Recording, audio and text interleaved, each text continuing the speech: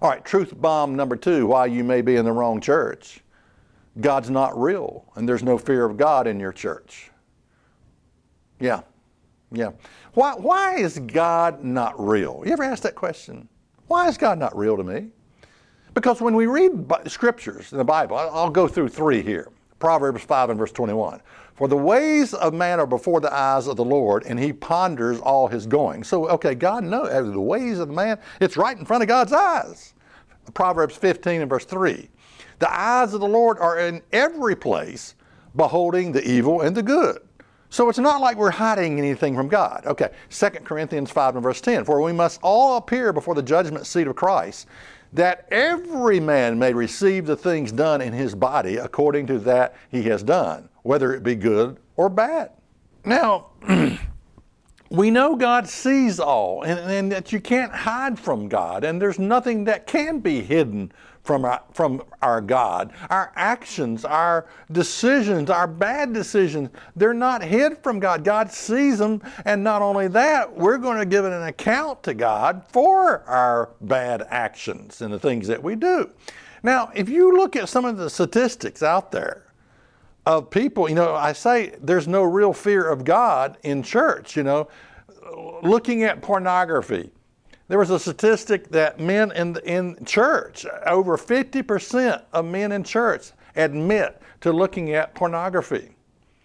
And it's just committing adultery. Adultery is the hallmark sin of our nation. It's like that's what you're expected to do. If you watch TV, I was at a restaurant eating and they had the TV on, and I hate TV. They had I think soap opera on, and here was this poor woman. She couldn't decide what man she wanted to go to bed with. Was it this man, was it that man, or was it this man? 3 of them, Poor dear couldn't figure it out, which one she wanted to go to bed with, And that's our society. Like I said, it's the hallmark sin of our nation, adultery. It's looked at as common. It's looked at as that's what you're supposed to do, Well, it's not what you're supposed to do. You're supposed to get a life and fear God is what we're supposed to do. But you have all kinds of things that people do and still call themselves a Christian. Stealing from the office. Well, it's no big deal if I steal from the office, if I take the paper clips, if I take the paper home or whatever. People that blurt out the name of God's name.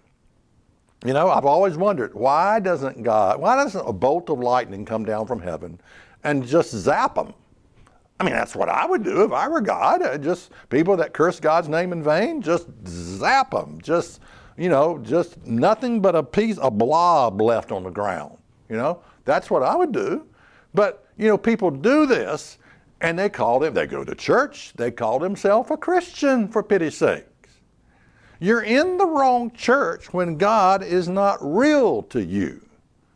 Now, a lot of people base too much on their emotions. Well, I just feel the presence of God.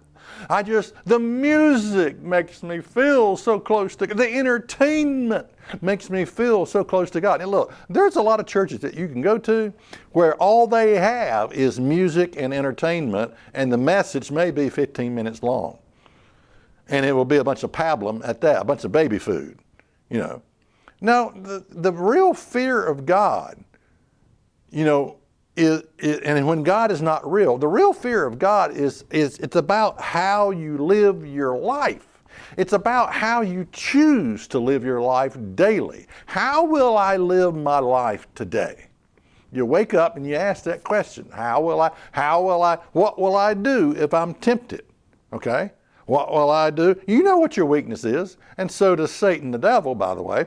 But which makes things a little tricky. But you know what your temptation is.